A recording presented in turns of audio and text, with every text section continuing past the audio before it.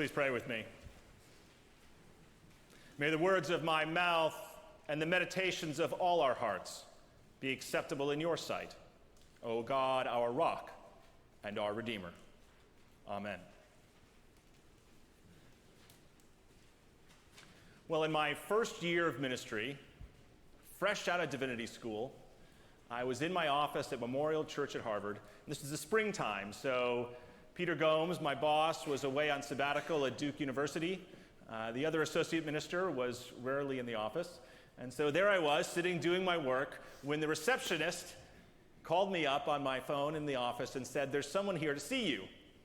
Now, I didn't have an appointment scheduled, but I was doing other work that could be delayed for a bit, so I said, okay. So this man walked into my office, and he was probably in his mid-40s, fairly well-dressed. And he sat down and he said, "I have a demon within me, and I need you to exorcise him." Now, I have to say, in all the courses I took in seminary, this never came up. And so, but being an open-minded person and wanting to care for the individual in my office, I asked a bit about his life, and he wasn't interested in sharing that many details. He said, "No, I just need a prayer to get this demon out of me." So, I did my best and began praying for this spirit, whatever it was that was afflicting him, to leave him. And then afterwards, I said, every Roman Catholic diocese has an exorcist on staff. Why don't you go check out the Roman Catholic priest in Harvard Square just in case that didn't work?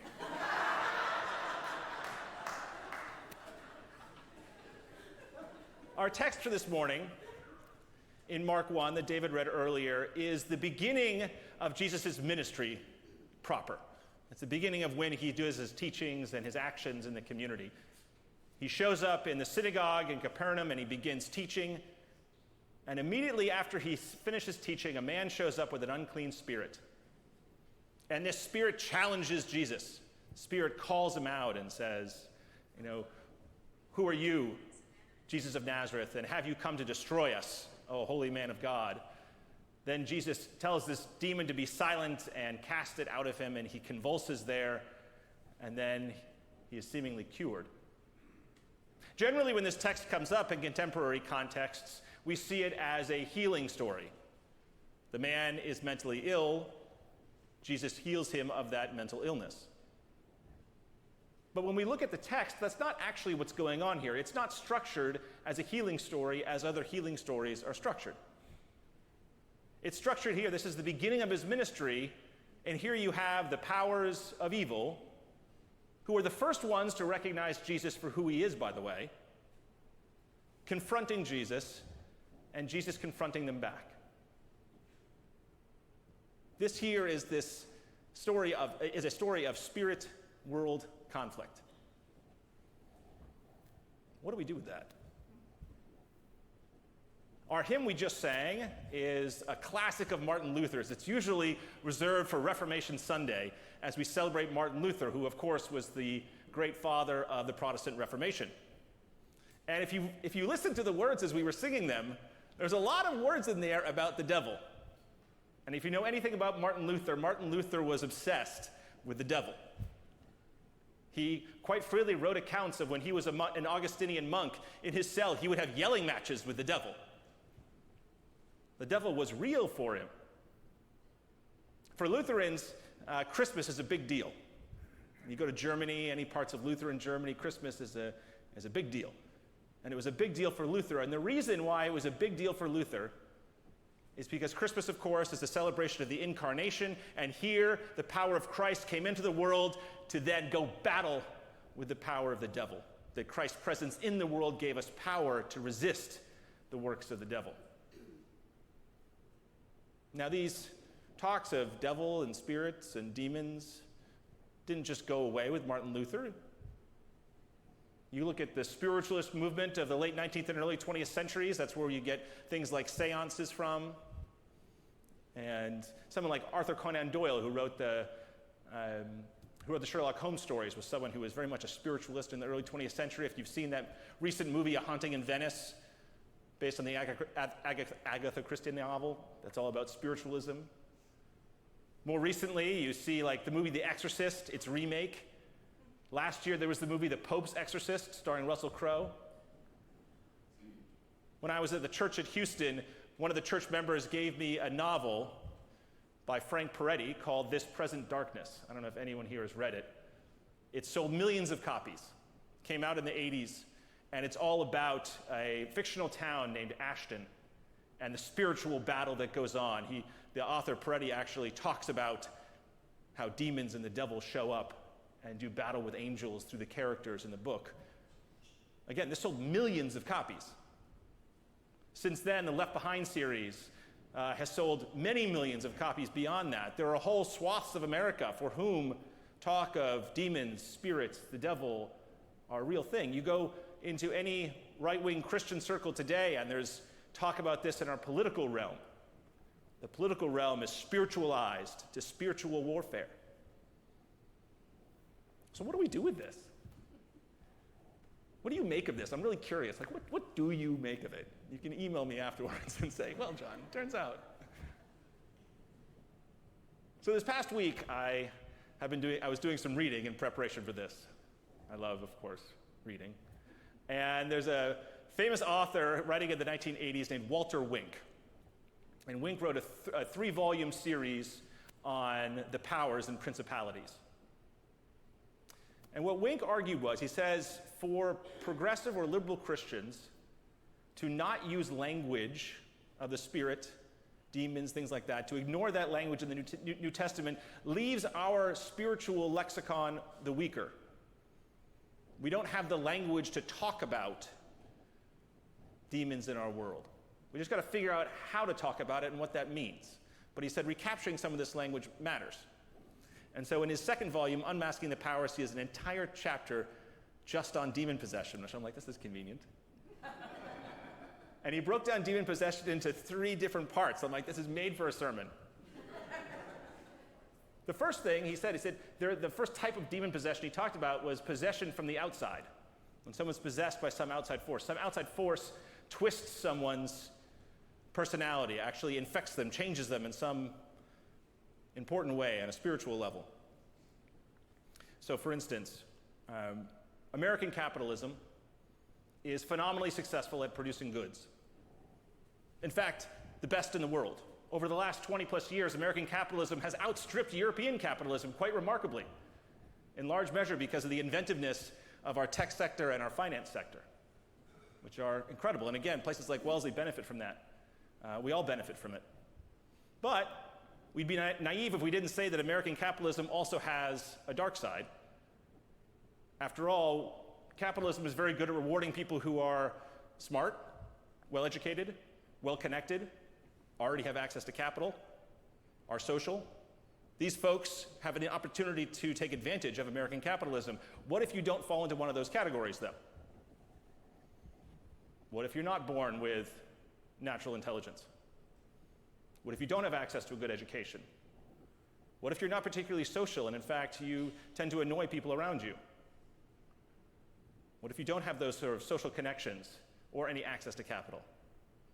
American capitalism has the capacity to wear people down. I've seen it happen many times to people that I knew, friends of mine in Houston, going from one job to another, not being able to afford health insurance, not being able to afford rent on time. And when you see what that does to someone's soul, how it distorts them, it can be demonic. The power of American capitalism on its negative side can be demonic. You look at another example, in the last 10 years, one of the things that came into the lexicon that I did not expect would come into the lexicon is the word incel. An incel is someone who is involuntarily celibate. And the reason why this has come into the lexicon is because incels have been disproportionately represented in mass shooter incidents. Where in our highly sexualized culture, here are people who, for whatever reason, their personal appearance or their difficulty dealing with women, they all of a sudden form these online communities of people that really want to be in a relationship and can't, and so all of a sudden this twists people. It twists them into horrible cycles of misogyny and sort of hatred for those around them, and in its worst cases has led people to literally cause mass shooting incidents because of it. You look at the example that I've lifted up before of, say, Instagram and Snapchat, and what that does to our young people and their sense of body image. My younger sister was someone who struggled for a very long time with an eating disorder, so I know this firsthand. But you look at the incredible rise of eating disorders in, say, the Wellesley High School over the last 20 years. It's remarkable. And it's linked to these things where these kids are on their phones all the time, and they see Instagram, and they see these incredible bodies of everybody, and then they want to post photos of themselves. And as a result, it twists things. It ends up creating body dysmorphia in people's minds. It becomes demonic in its worst forms. It causes real harm. You know, there's another example that comes to mind. When I was in Houston, there was this phenomenon of the $50,000 millionaire, where someone who makes $50,000 but lives like they're a millionaire, where people would put themselves in debt, huge debt, to buy cars, to buy clothes, to buy this, to buy that, so that they could show off an appearance of being very affluent. And this always confused me. Certain people who I knew what they did for work, I knew they couldn't afford this, would come in with this new, Louis Vuitton, this, that, or the other thing. And I'm like, why? But there's this sense of that for their self-esteem, for who they were, that this was necessary. Some sort of outside demon said, this is important to you, so much so that you should put yourself in debt in order to do it. That's demonic. Walter Wink, in his book, talked about a story of a gentleman who was a navigator in the reconnaissance aircraft that did reconnaissance for the Enola Gay dropping the atom bomb on Hiroshima on August 6, 1945. And this man, Claude Eatherly, later on had real trauma from his involvement in this. The United States could have demonstrated its atomic power in a number of ways. The United States chose to demonstrate its atomic power by killing 100,000 innocent people in Hiroshima. And this haunted Claude Eatherly. Trauma from war haunts people in all sorts of ways and can be demonic. We see it in society. So yeah, Walter Wink is like, yes, demonic forces do exist. They can twist people's personality in ways that are incredibly harmful. That's one form of possession, this outside possession of an individual. But he also says there are such things as collective possession of a society or a group of people. The most obvious example, of course, is National Socialism in Germany in the 1930s. But you can point to other examples. Look at what's going on in Gaza today. There are demonic elements to what's going on in Gaza today. You read news reports about how in Israel, within Israel, no one's reporting on what's going on in Gaza. The fact that 16,000 children have been killed in the IDF's assaults does not get reported on. When South Africa brought its genocide accusations before the International Criminal Court, most people in Israel were shocked that was happening. Because there's just this willful amnesia of saying, these are Palestinians, they're subhuman, it doesn't matter what happens to them. They deserve what they're getting. And the same kind of collective demonic possession is on the other side. Of people who are born and raised with this idea that Israel must be destroyed, that they're the enemy.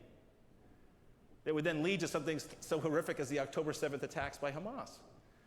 These demonic forces go back decades, and they make any kind of solution to the conflict so difficult. We are about to approach a new political season, aren't we? Aren't we lucky? Isn't everyone looking forward to it? You can see all the elections in American history. The enthusiasm around this one is palpable.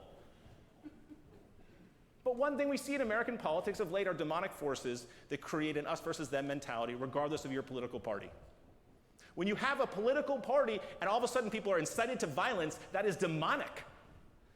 Now, any democracy needs to have different viewpoints. We need different political parties to argue it out to get to better public policy solutions. We are healthy with different parties. We are healthy with debate, negotiation. That's a part of what makes democracy work. We want to have that. But when it devolves to making an enemy of someone else, when your tribe becomes your tribe, when you can't critique your own party or even hang out with people socially who are of a different political party, that's demonic. When you have a 24-hour news cycle, some of these channels are devoted to zeroing in on your amygdala and getting all that fear and hate just going up. That is unhealthy, that is demonic. So that's a second type of possession that Wink talks about. There's individual outside possession, there's this collective possession. He's like, there's also possession of an inside possession. And this is where he did a lot of research. He said, listen, you look at all of these supposed accounts of interior demon possession, and almost all of them are bogus, from best he can tell. He's like, the vast majority of folks who have instances of feeling inner demons, what they really need is someone to see a good psychologist who can help them reconcile the different competing forces within themselves. Because those forces can really tear you up. When I was in the closet, trust me, I had all sorts of negative thoughts, depressive thoughts, even suicidal ideation as a result of it. It turns out going through some really good therapy and growing makes a huge difference. Mental illness is a real thing and should not be blamed on interior demon possession. People need treatment. We need to make that treatment available. But Wink wants to distinguish between that type of demon possession and some of these other types that he talks about. Which, of course, brings us back to Mark chapter 1. It's fascinating to look at this. The biblical scholar Ched Myers has a great commentary on the Gospel of Mark. And what he points out in this passage, if you look, Jesus goes into the synagogue, he teaches, and he astounds those that are there because he teaches with authority, exousia in Greek. And it says explicitly, with authority, not like the scribes. The scribes were the scribal sort of leaders in Jerusalem, those who were the religious authorities of their day. And immediately after saying that Jesus is in opposition to the scribes, the very next line is immediately, which unfortunately is left out of the NRSV, immediately this man shows up in the synagogue. And he's labeled as unclean, impure. So something has ostracized him from the community, has declared him as being unclean or impure. We don't know what it is. And he's there, and then there's this conflict between this notion of society declaring him to be impure, and Jesus saying, no, that's not the case, be silent, be out of him. And then immediately after he's exorcised, the very next line is a new teaching with authority.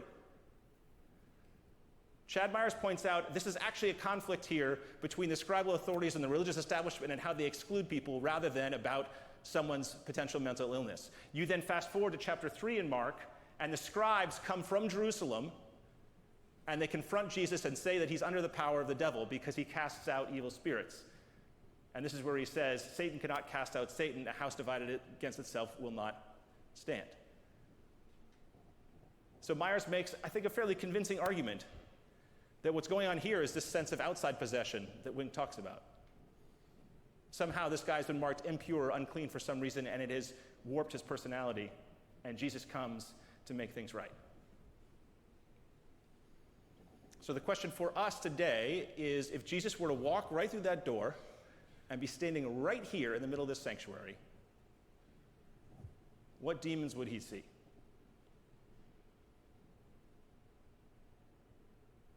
Here in Wellesley, in this area, what are forces that have distorted the gospel in our lives around? You see, obviously, racism in the United States has been talked about a lot in the last few years. That is an obvious example of a demon.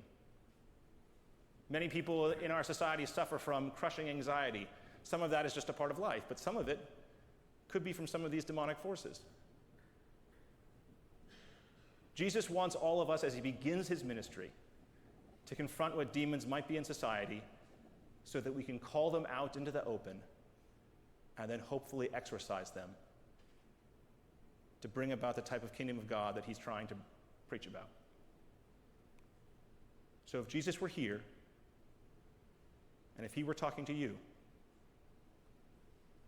what demons would he bring up in your life?